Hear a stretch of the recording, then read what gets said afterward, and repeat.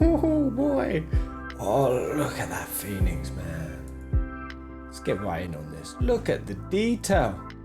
The shading, look at the purples. We've got some pinks in there, the feather detail. Wow, that's such a wild shot. And this thing, man, I really think Ifrit might be the villain of this new game, or not really the big villain. Ifrit kind of never usually is. There's usually something above him, but I know this looks like some primordial evil shit crawling up from the depths. You know, some Balroggy sort of.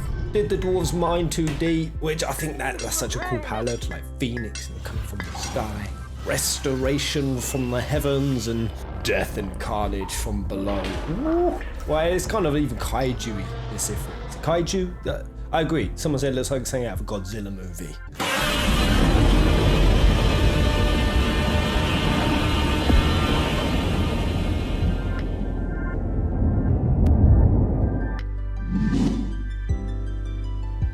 What's good, my fellow peasants? So yeah, I've just been going through the director's interview again, where I'm seeing this like Ifrit and Phoenix shot, and it's just blowing my mind, and just really thinking over the parallels of what a cool opposition Phoenix and Ifrit really make. Like where those themes can go, the places the story could take, that opposition, that polarity.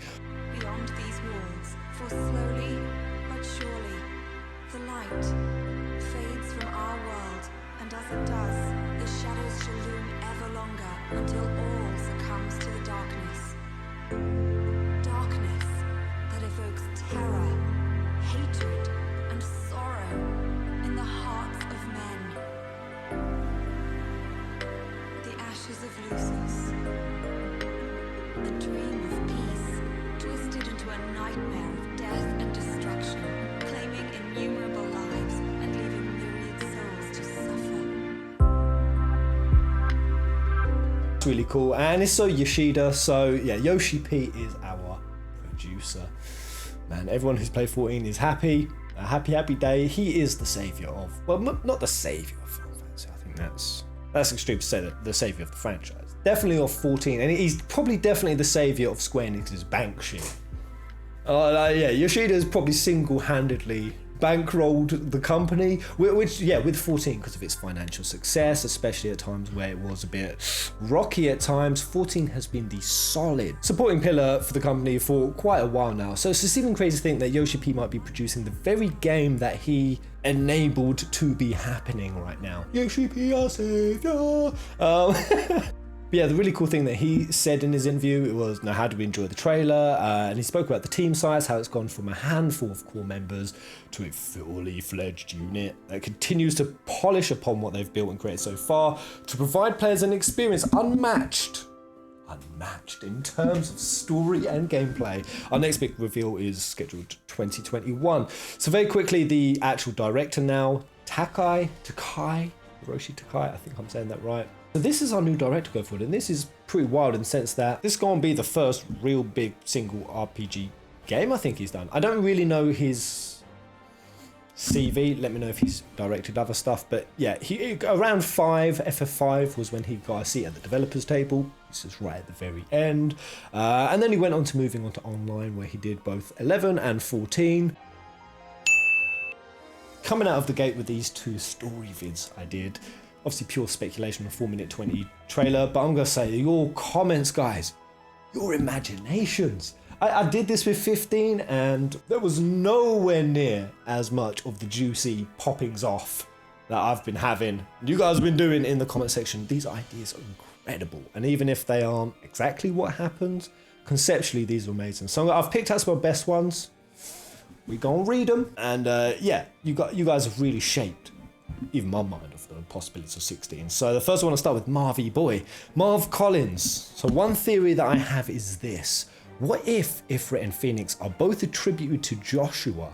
It's not there. I've seen quite a few people say this now, and I'm actually kind of on board with it now, in the sense that, yeah, if this boy Joshua is the fire element dominant in this universe at this point, and there's never usually ever 2, which I'm just going to say very quickly, Audrey on Twitter gave us a better, more accurate translation of exactly what it says in Japanese, which I'll share with you when it's relevant. So the exact line is, another fire summon alongside Phoenix. How is this possible? doesn't seem like there's supposed to be two, and I like what Marv is thinking. Like, what if Phoenix could be the gentle side of him? Like the gentle side of Joshua, the childlike nature, the naivete, the innocence, and Ifrit could be a more hidden, darker aspect that only comes out under tension or heavy emotions. Oh, the reason why I first kind of rejected that idea in my mind is because of this amorphous flame thing. Like, I immediately got the headcanon that it was like a dominant, like a stray dominant that had summoned Ifrit, and that was fighting Joshua's. But I don't know now, man, when I combine these two comments. So this is from Timothy on Joshua's clothing. Joshua's also wearing red and white, almost white mage colours. Well, actually, I say red mage colours. And starred with the triangles and crosses, compounding the Fire Restoration Phoenix relationship. I can't believe I didn't see it before. I can't believe it. Joshua's outfit is exactly what a red mage looks like. Obviously, there's the medieval styling to it, which is kind of the flair red mages have for the outfits. Sorry, my voice is going. I think my vocal cords are still suffering from screaming. That trailer reaction. And with the predominantly red and white outfit with it, that would make so much sense. Especially, I should have noticed this when I just did that Red Witch video, when I was saying like, there's a real opening in the franchise for a classically red mage character. Like we've had games hinted it and touch on it. And I said with 15 with Dave's family, and it's just like a conceptually interesting thing. A red mage, someone who can both use the curative and the destructive magics in one go. And I felt like Agony was that, and yeah, I did a whole video on it. And now here it could be freaking Joshua, and maybe that polarity, that red mage polarity, where in this situation when Regis is, I literally just said Regis, when the Archduke, Joshua's father, gets killed. That trauma brings out this darker aspect there, and maybe that's what Ifrit is waiting for. Maybe this is an example of where, through Joshua's distress, Ifrit was able to claim dominance, become the dominant fire element by using the darker aspect that has awoken in Joshua to become that. Like, maybe that is the case, that every summon kind of takes on an emotional affinity, like similar to their dominant, and based on their dominance emotional state dictates how powerful the summon is. That's not even crazy. That's kind of how 14 works. Eikons, they're still called Eikons. It's based on both the person who becomes the icon, as well as I think like the amount of ether and crystals that are used. But yeah, there can be like gradients in scale and power. And if they match that with Joshua's emotions, this game just opened up to a whole darker terrain. Of course it is. Shield, MC, the Shield of Joshua, said his duty was to protect Joshua. If he suddenly has to go from the flame that protects to the fire that kills, and at the end, the I will kill you no matter the cost, is aimed at his former master. Oh my god. That's dark. That's M-rated, man. And that's the thing. I'm loving that this game's going to be M-rated. In fact, 2017, I did a video on this. I shit you not, back then, I was like, is anyone else vibing that the Final Fantasy community just wants darker? Like, that's why there was all the Versus 13 hype. And every time something dark really came out of the woodwork, it was like, whoa. I always kind of recognized like fans rallied around those things and they loved them. Not the pointless gore and the pointless horror, but the part where Final Fantasy treads into these really dark terrains, and you can just feel like when the PG is limiting the story, like the PG rating, it's just stopping it pushing some sort of like ceiling. And I was like, I really think even just the fan base in general, we've grown older. That's why I was rambling in this potato ass video back in the day. And to my surprise, unanimous agreement. People are like, yeah, M-rated. I don't think it's a coincidence. I did that video in 2017. Yoshida just in this interview, he confirmed, well actually no, it wasn't Yoshida. Man, by the way, this video's gonna be pinballing all over topics. It was actually the Ryota Suzuki. Ryota? I think I'm saying that right. He's the battle director of Devil May Cry. He got hired by Square Enix, and he says it started in 2016. That's when it started, and then it entered full-scale development in 2019. That whole Ryota interview I'm going to cover another time, and the combat, because that has ignited a whole new flame of passion and hype for what could be happening with this combat system. But yeah, no coincidence. It started in 2016. I said in 2017, make the game M-rated. Here we are today. Maybe I made it happen for us. Probably not. definitely not. 65 raid loss emanates the same kind of vibe. Feels like a dash of Type 0 is here, with a possible M rating with what they showed. The nations slaved to their respective crystals and people forced to embody the summon as they fight to claim each other's crystals. I really hope that they take the risk and make a mainstream M-rated game. I think it can open up so much. I also see the Flame of Rebirth and Flame of Death being a theme, as it's shown and represented in the logo. I feel like that's going to be some level of the theme. Absolutely, mate. That's why I'm even more thinking about how dark this could go, because you guys left me some dark comments, man. As wonderful as your imaginations are, they're also pretty dark. Like this one from Drakenbow. The Phoenix keeps healing Barsh whilst Ifrit's ripping him apart. Oh, what the fuck? My PlayStation just turned on. Jesus, that comment was so dark. It made my PlayStation trip out. Yeah, man, like when Ifrit's just tearing in the giblets, and like we kind of found out from fucking hell, from the Japanese trailer, that Barsh looking dude is actually Joshua's older brother. So yeah, like Joshua's sitting there trying to heal his brother, keep him alive, and Ifrit's just. It's just Barsh. Oh God, the pain! Let me die! Joshua, please wake up! Ah! No! I smell! I smell! Oh, God! That just made it last longer! Ah, it burns longer! Ah, I could have died fast! I don't think that's happening. That's ridiculous. Though, very quickly, while I quickly deviate, again, pinballing around. The Barsh, who is Joshua's brother, I don't know if they're doing like an FF12. I'm probably making this up in my head because Barsh obviously has a twin in that. Gabranth and Barsh, and it gets pretty wild at times. I only say it because John B pointed out Barsh killed the Regis looking dude. I think he's a traitor or a spy. Can't wait for part 2 of these vids. Yeah, if we quickly pause on that scene, the person who kills the Archduke, I was kind of looking a little bit Barshy, but he definitely has the same armor as what the Archduke is. That is hometown, their colors, armor. So it looks like there's a betrayal here, which there's so many ways this can work without being that, but that causes Joshua to obviously freak out, and that's why, as this fire element thing, he is sort of walking down towards Barsh. And going on that comment about Barsh getting repeatedly torn apart, no. What if it's actually Joshua? So there's this comment from Timeshade: what if Joshua summoned both for Phoenix and Ifrit and doesn't have control over either, an internal struggle over his darker nature, destroying everything in its path? Combine that with Z King Arthur 777Z. This is an amazing comment. I won't read it all, but what if Ifrit is now in possession of Joshua's body and has suppressed/defeated Phoenix? Definitely think that could be happening. My guess is that Phoenix has been severely weakened and is only keeping Joshua alive and in a constant burning state. Basically, Joshua is being forever tortured, being incinerated and resurrected constantly.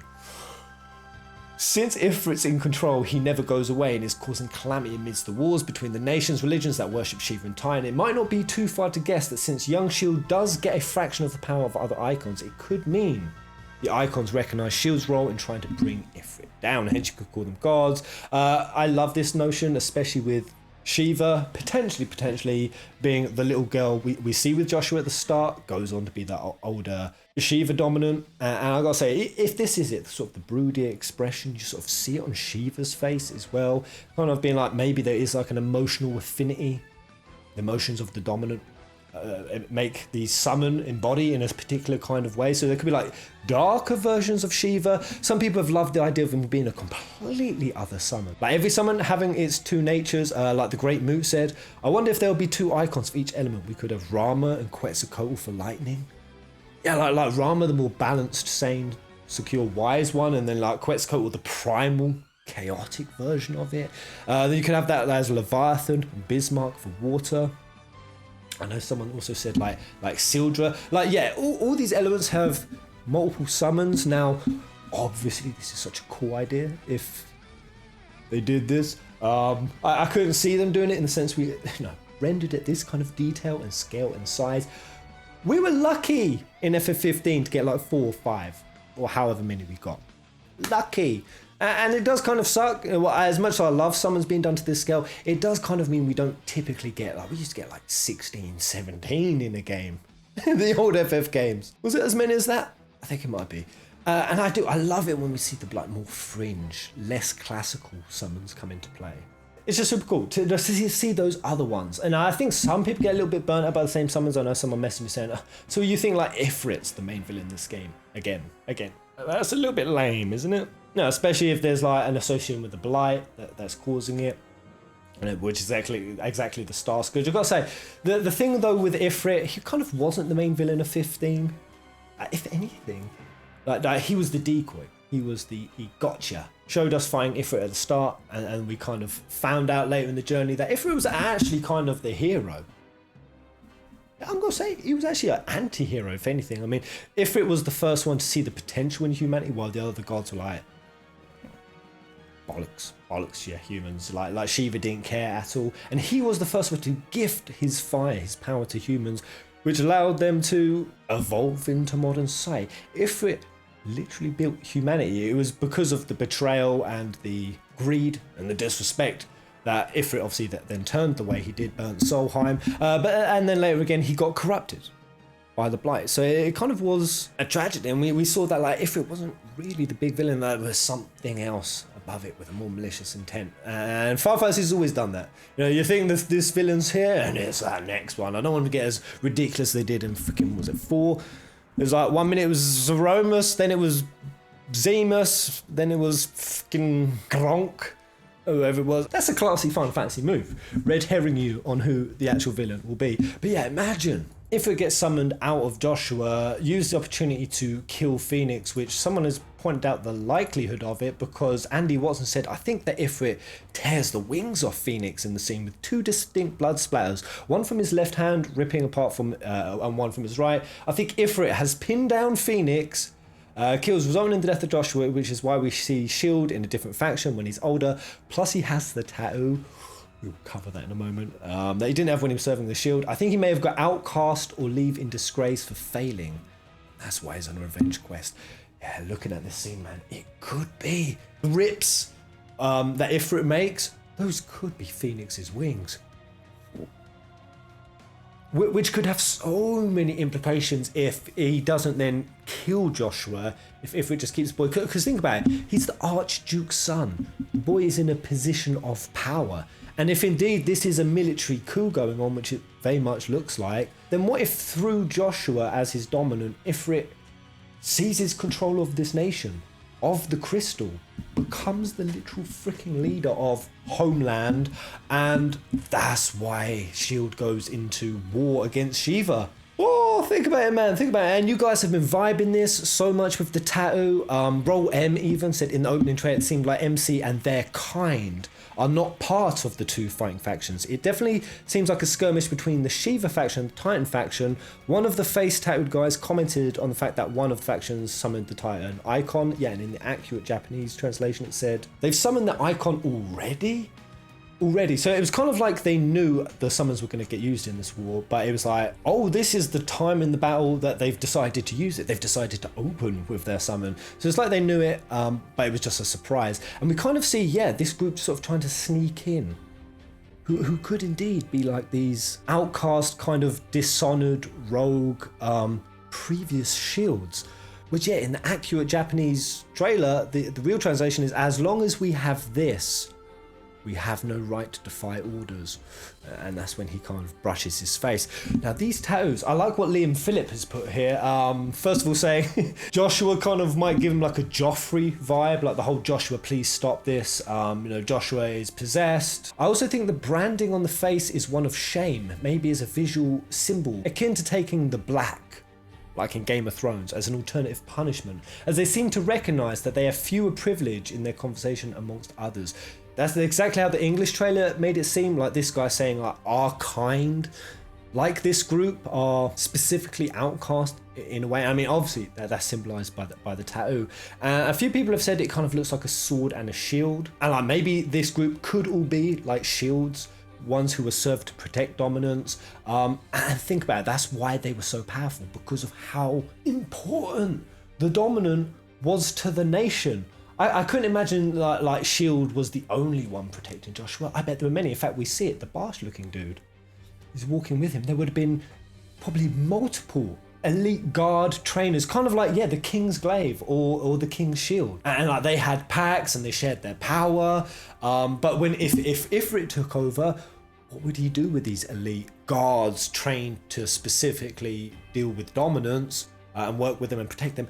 He could use them to send them into war. And does that not make complete sense why their specific target, it wasn't Titan, who were they there for? Shiva. Shiva is Ifrit's classic rival. Of course that would be his first. I gotta go take that bitch out. Oh man. This ignites the fantasy nerd in me. Big time. And what this all immediately gives me a vibe of. I don't know if you guys saw it in my edit, because I was only thinking about it. I'm getting a vibe of this as I was doing my last story videos. It was the reverse Cecil Harvey. The game could be doing it over reverse Cecil Harvey. Zach Gibson even said something similar. Shield prior possibly having to kill the girl and being against it reminds me of Cecil in FF4 with the King of Baron. Yes. Now, the bombs that Kane and Cecil took into Mist Village that destroyed Rydia's hometown, that was from a possessed, I think it was the Water Fiend, had possessed the King of Baron and forced Cecil to do this really dark act. Now, the difference being, Cecil went from being in the Red Barons, who would essentially be, like these guys here, this elite trained unit who works for the king who could now be Joshua, who could now be having his strings pulled by Ifrit. And yeah, the king sent them out this as like a death squad. And it was from that action that Cecil reverted from the dark armor to the paladin. So essentially he went from a paladin who was a protector to the Dark Knight, who was part of an elite squad who's being sent to go off and kill things under the order of the king. Reverse Cecil Harvey! Oh. The only other thing I'd say that could still work, and I thought really similar, and this was just my really far out there headcanon, because I started thinking, well, why do the summons have dominance? Like, is it because the summons wanted to experience mortal life in some way? Think about age, for the ageless, that they wanted to experience human life, and that they would incarnate through a child, and that they all agreed to do it through a child. It even makes sense why we have the two kids who look like they're in prominent positions of power, like maybe the summons want to incarnate through someone of royalty, so that they can have an influence on how the nation is built, shaped in their image. In seeing that, Ifrit either sowed a blight, or he saw an opportunity to gain dominance over the other summons, and he corrupted, either with the blight or with his power, his dominant. And that's why it doesn't look like a normal human, and it's like an amorphous, fiery, crazy thing, because he corrupted the nature of his dominant so that he could have an unfair advantage over the other summons while they were still just children, Joshua, and potentially the Shiva dominant girl. I love the idea of pacts. Like maybe that's how the power is shared between Joshua and Shield. I think there's even like an earring that they both share. I think that'd be pretty weird for an earring to be like what the King's Glaive ring was. The King's earring. But even just like the pact between summons. I can imagine if Ifrit violated one of those, and that's what's causing this whole story and this whole battle over who really is the fire dominant. But yeah, I also love that notion as an internal struggle between Joshua himself, which will of course naturally reflect onto Shield and cause all kinds of moral fucking swamps that we can go trudging and sludging through. I want to get icky, man. I want to get messy in this game. I want my worldview to be challenged. I want my view on morality to be questioned, on goodness. I want to see that dark seed that's always sat at the base of Final Fantasy games. I just want to see that come to the next level in a way we've not seen it before, because M-rated Final Fantasy this is going to be something really freaking new, man. Especially on top of what they're doing with the combat system, but I'll cover that in another next video. Let me know what you think in the comments section below, and I'm going to beg for them subscribes. I'm going to beg. Why? Because I'm 5k away now from 100, man. 5k from that silver play button. Your beautiful subscriber Reno would be so appreciated to get me over that 100 mark. Until the next video. Kupo! Before me, then from the ground came the most